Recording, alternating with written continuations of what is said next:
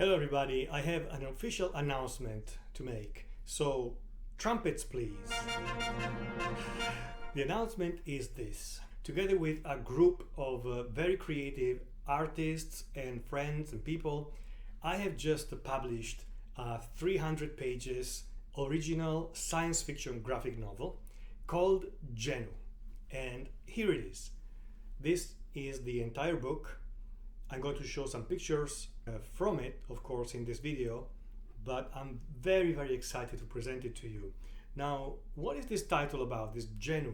GENU is a Latin word that means about the genus, and by genus we mean the genus Homo, of Homo sapiens, Homo sapiens, Homo erectus, Homo neanderthal. So, as you can understand, the central concept of the book, of the story, revolves around anthropology. But GENU is much more than this. In fact, I don't think it's possible to give you an idea of the plot simply with a quick overview. I can read the blurb from the back page for you, which is the following. Homo sapiens represents the evolutionary zenith of the genus Homo. We have created scientific and technological miracles in less than 300,000 years. Before us, however, another Homo species lived on Earth for almost 2 million years. That's the amount of time that it would take for the Roman Empire to rise and fall again about 1,000 times. This species was Homo erectus. You know, those grotesque cavemen whose greatest technological achievement was a bunch of carved stone hand axes. Or was it? I am one of the 3 co-authors of GENU, together with Giulio Tomassi and Alessandro Franquelli. And the artist who put together these beautiful panels in black and white, her name is Alexandra Fastovets, and she's from Ukraine, from Kiev. We also have a really special letterer. Her name is Francesca Colasanti. She is an architect in London, and she came up with very creative ideas for lettering as well. The story of GENU takes place in the future, of course, being science fiction, in the year 2125.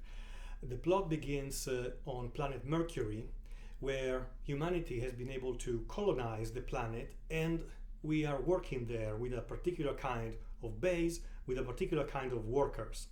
The events then develop from Mercury back to Earth, in particular in the Sahara Desert, the Sudan area, where our main protagonists, our main characters, will have many different adventures.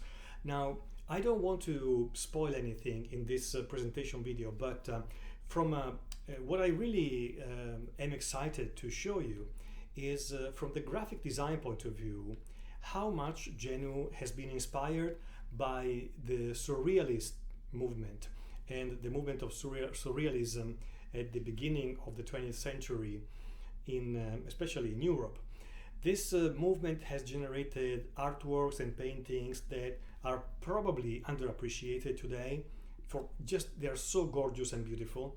And given that the book is divided in 10 chapters, at the beginning of each of the 10 chapters, we have created an artwork that is closely inspired by a surrealist painting, a fairly famous surrealist painting, but that is modified in a way that informs the story, in a way that it is informed itself by the story. And so I want to show you here the original surrealist paintings, at least some of them, and explain to you how they relate to the story.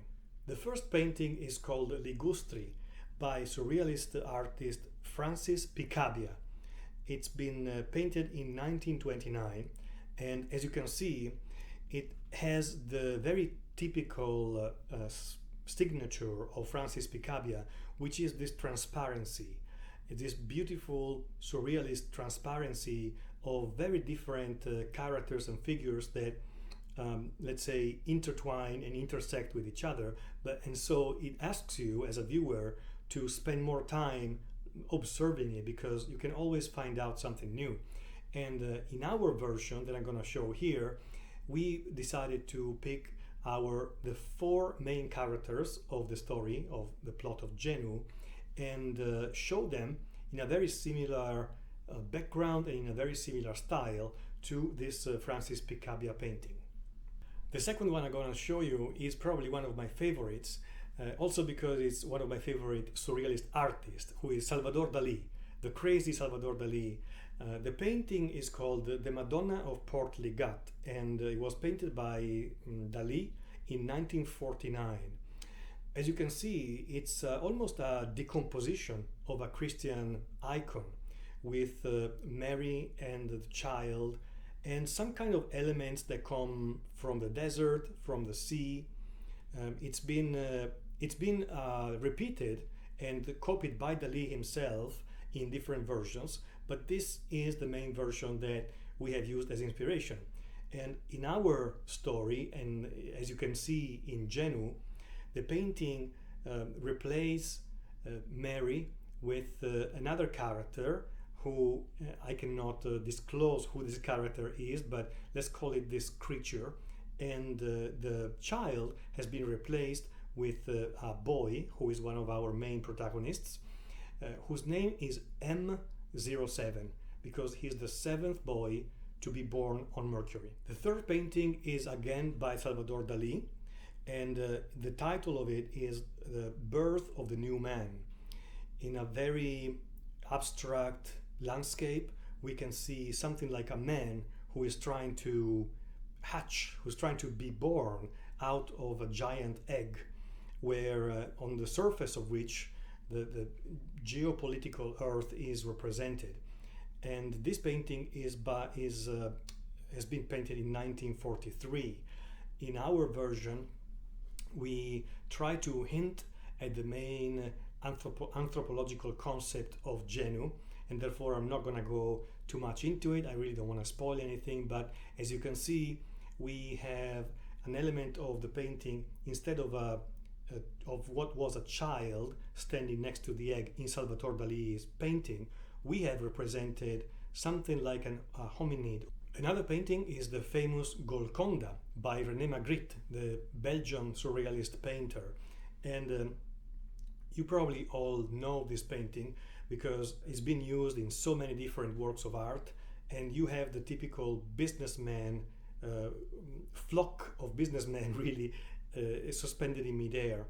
We have wanted to replace the businessman with spaceman and situate this scorpion in the middle of the desert to refer to a scene that in GENU takes place in the middle of the Sahara Desert. And here we have another René Magritte surrealist painting. This is from 1964, and the title is The Son of Man.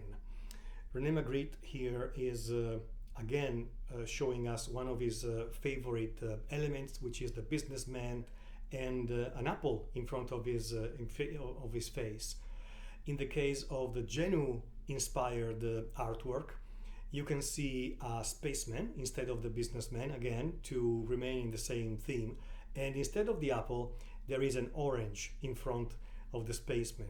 Why an orange? What do oranges have to do with Mercury, with planet Mercury? In fact, one of the chapters of GENU is in fact titled Oranges on Mercury. And finally, even if technically this painting does not fall into the surrealist movement, but more in the Art Nouveau, however, it does have a lot of surrealist elements in it. We have taken inspiration from the famous Nuda Veritas by Gustav Klimt. This painting is from 1899, and Nuda Veritas is Latin for the naked truth. So we liked the idea of the title itself as we progressed in the plot, and gradually the story is revealing a little tiny bits of the mystery that is behind GENU. We really hope that it's going to be an exciting read, an intriguing read, and I hope that you're going to have fun as well reading this. It's also a moving story because many things happen to these characters, and if you're interested in purchasing a copy, I'm going to leave the links below because it's actually been published a week ago. It's already in the market. Thank you so much for watching.